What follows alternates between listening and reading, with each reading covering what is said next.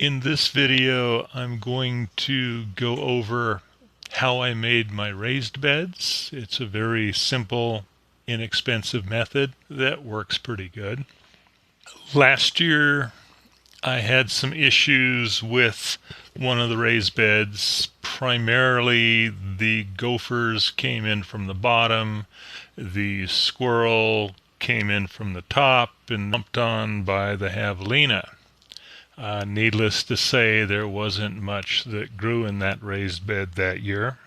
This year, I decided to make robust and would stand up to these various critters and not allow them to eat all my stuff. The first thing I did was to get a very large roll of hardware cloth, because that is about the only thing that will stop the gophers. In this case, it was a 4-foot by 100-foot half-inch mesh, which I got off of Amazon for about $100. Not exactly the best quality compared to what we used to get in the old days, but it seems to work. Then I picked up a roll of 2x4 field fencing over at Cal Ranch and 1,000 hog rings. Those of you who've seen some of the previous videos know that I really like hog rings. The tool is cheap. The hog rings are cheap. It makes things much faster. Most important thing about a raised bed is not the raised bed, it's the soil and getting access to endless amounts of soil. In order to help with my composting, I built what is called a Johnson-Su modified bioreactor.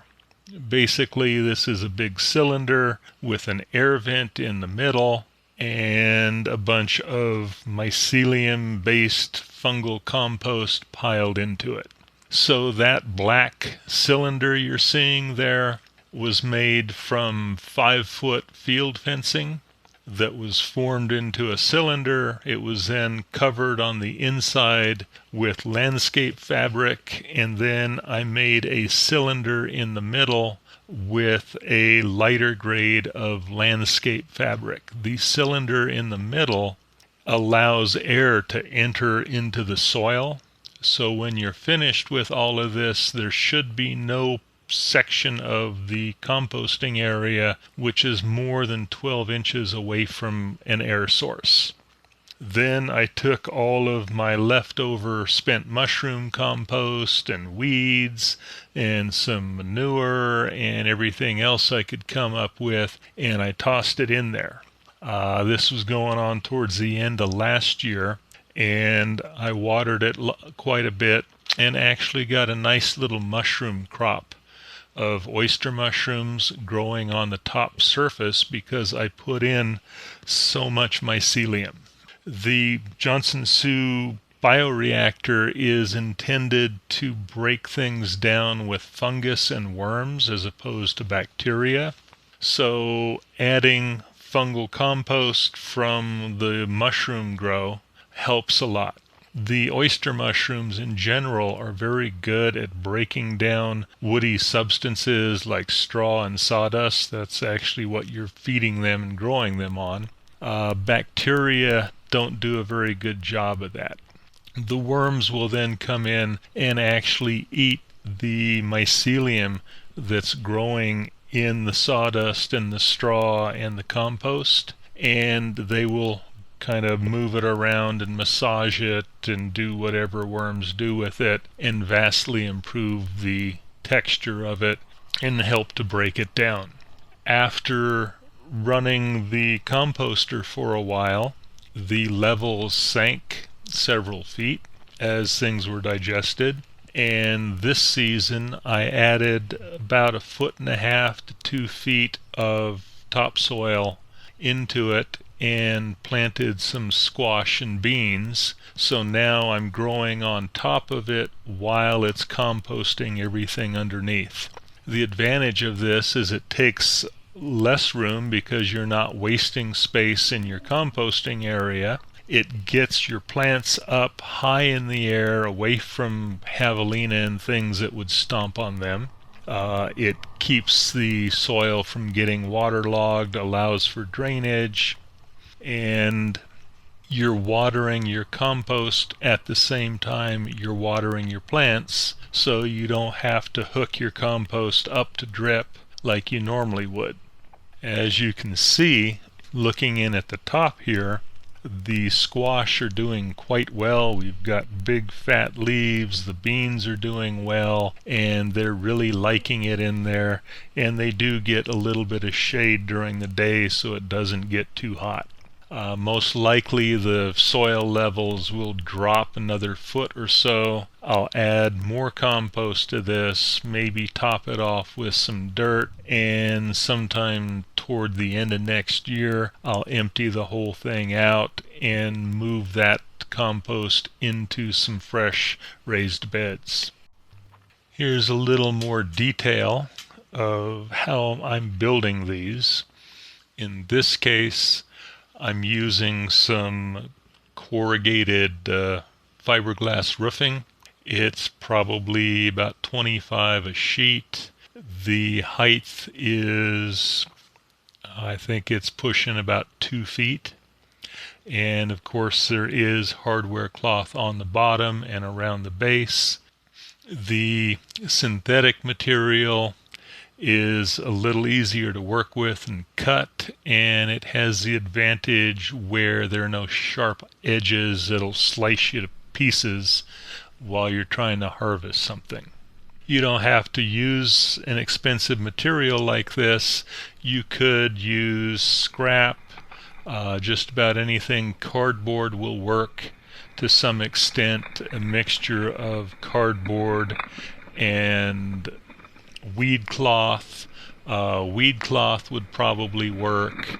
The nice thing about the cardboard is it will break down over time and allow you to get the soil out. All of these beds are far, far deeper than you really need. And the reason for that is that I'm also using them for compost. So when I build these, the bottom half, sometimes more depending on the height, will be full of some sort of material that I'm trying to break down. It may be manure, it may be bedding from the chicken run. I'll put weeds in there, spent mycelium from the mushroom growing. Anything that I'm composting basically goes into the bottom half, and then I'll put a foot, 2 foot, depending on what I'm growing, maybe as little as 6 to 8 inches. If you're growing something like basil, or dill, which doesn't have a deep root structure, then you don't need a whole lot of dirt on it. If you're growing something that does have a deep root structure, asparagus or larger plants, then you may have to add my raised beds for the peppers. It was built pretty much the same way as the other one. The peppers I also cheated and got those at Cal Ranch. I have planted some dill in here on top also. The peppers are very slow growing. It'll take them months to produce anything, so the dill will grow fairly quickly, and then I can come in, pick it out while it's small so it really doesn't interfere with the growth of the peppers. In this way I can get a couple different crops out of one bed. This is the first raised bed that I set up this year, and the way that I made it was I took some field fencing, cut it down to about half height, formed it into a cylinder, secured it with hog rings, and then I covered the bottom in a piece of hardware cloth, and then I ran a foot of hardware cloth around the outside of the bottom to make sure nothing could crawl in, and then I took pieces of tin that I cut down with the grinder and put those in to hold the soil in place and keep anything from digging into it.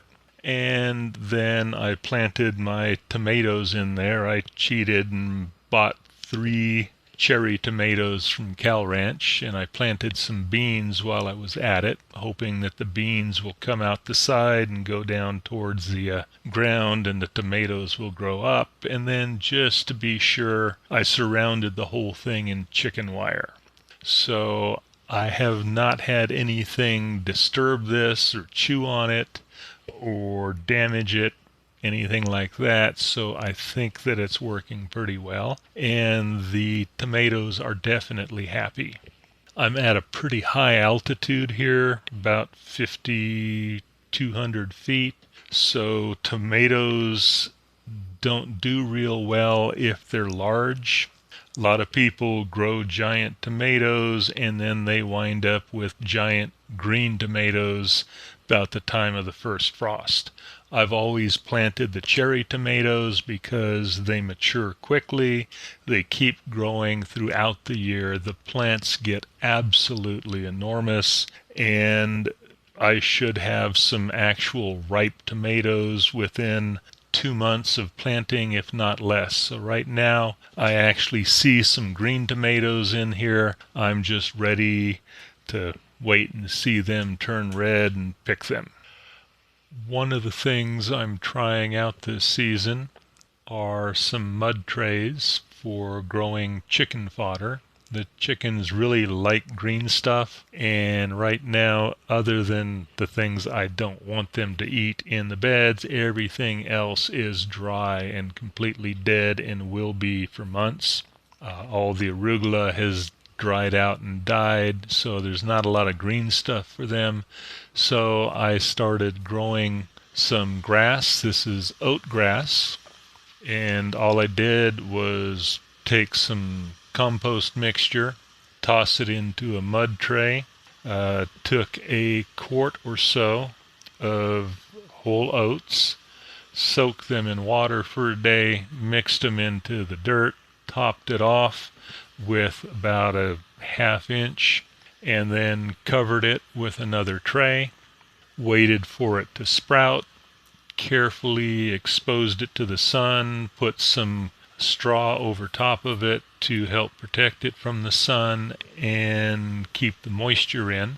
And now it's about halfway to the point where the chickens are going to be able to play with it. So they will peck at it and eat it and scratch in it and probably roll in it and throw it everywhere in the pen and roll around in it like morons. I've also got some trays here of peas and one of lentils, so I'm going to try those out, see how they work, and if this works real well, I'll probably do some sunflowers and some stuff for myself, because I like eating this stuff too. Not so much the oat grass, but the sunflower microgreens are very good. The peas are good. They get stuck in your teeth though. The lentils aren't bad. So I have been using 10 by 20 trays to do this. I got a whole bunch of them. They work well.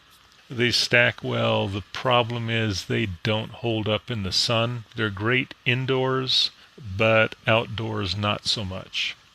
And what I've found is that a lot of the microgreens grow very well outdoors. The sunflowers in particular do well outdoors. And I am amazed at how they can tolerate lower temperatures. So I've actually had the sunflower greens survive frosts at night. I didn't think they could do that, but they're quite hardy. Of course, all the grasses, the oat grass will do fine in a frost. I have not tried the peas yet or some of the other stuff, but it's always a good idea to try things out and see whether or not what you've been told is true. Another plant that does surprisingly well in low temperatures is arugula. I have arugula growing wild here in the middle of winter coming up from the snow, and it will basically do wonderful in January and February when we've got temperatures, that are sub-freezing. And it's one of the few plants that grows well and green in the winter time, and by the time that February gets here, it's actually flowering and the bees are all over it. Dill does surprisingly well at cold temperatures, and spinach also does well at cold temperatures, although it may not grow a whole lot. I've had spinach growing under a foot of snow. Granted, it doesn't grow much. It just kind of sits there, but it doesn't die. It doesn't freeze. And my suspicion is if you plant at just the right time, you can harvest spinach all winter long, even if you're in an area that gets snow and hard freezes.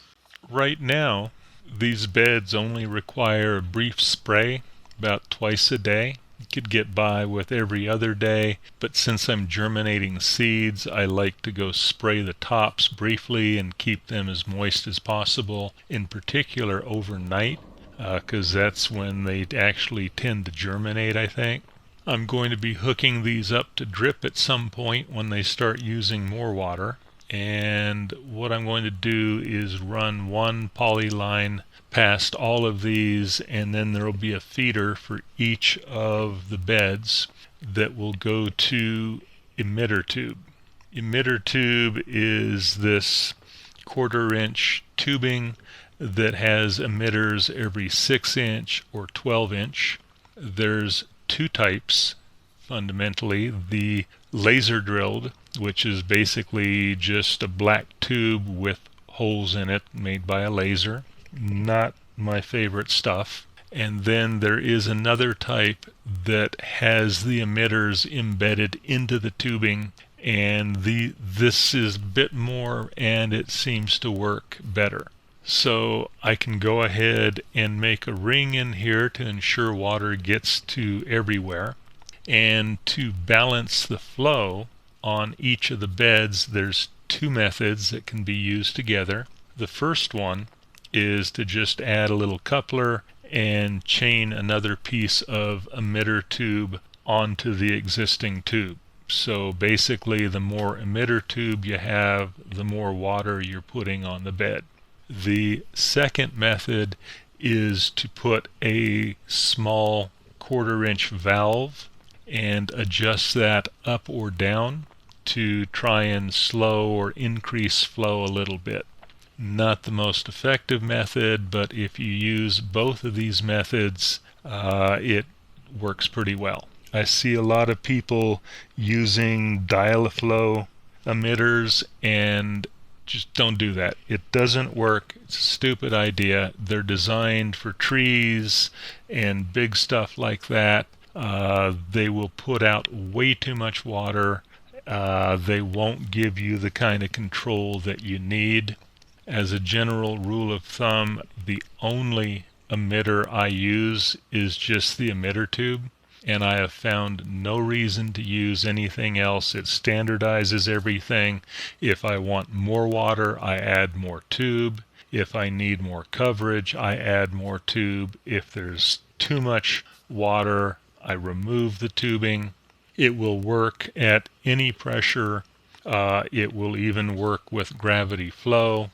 A little bit about drip. They basically say that you need a certain pressure to run your drip system, and this is true and it's not true. So the reason you need a specific pressure is for accuracy. If you have 2 pounds per square inch of pressure, that 2 gallon per hour emitter is not going to be emitting 2 gallons per hour. It's going to be emitting far less.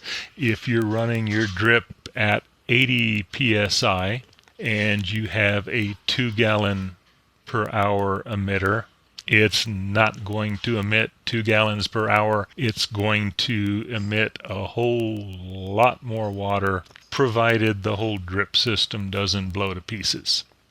You don't want to run your drip at high pressure under most circumstances because that's how pipes come apart and things blow up and emitters blow out. It is possible to do if you're careful in how you set it up, but in a perfect world, you probably don't want to do that. You want to put some sort of regulator on it. My basic point here is that if you vary your time, you can get whatever flow you need at whatever pressure you have. You don't have to have it dialed into a specific pressure if all you're doing is watering your garden. If you have fancy landscaping, that's a whole different thing. But for watering my garden, what I'll do is I will hook up all the emitter tube, hook everything up, put a valve on it, and then I will fiddle with the time on my valve in order to get the right flow in general, and then I'll add tubing or subtract tubing to dial it in. You'll see that there is some straw there on the surface. In this case, I've got either dill or basil in there. So what I'll do is I'll seed the surface with whatever seeds, work them in evenly throughout the bed, water it, and then I will cover it in a little bit of straw. The straw will protect the young plants, keep them from being burned by the sun, and it will hold in water. One of the important steps is once you've loaded this and you've added in all your material, you'll want to take the hose, crank it up to full, get a good jet, and blast the surface, liquefying the whole thing into mud. And what this will do is it will level it. So you basically blast the heck out of it with the hose, liquefy the whole thing, let it settle. If necessary, come in, do that a second time, and if you've done everything right, when you water this, the water should spread evenly across the whole surface. It should not be running off to one side.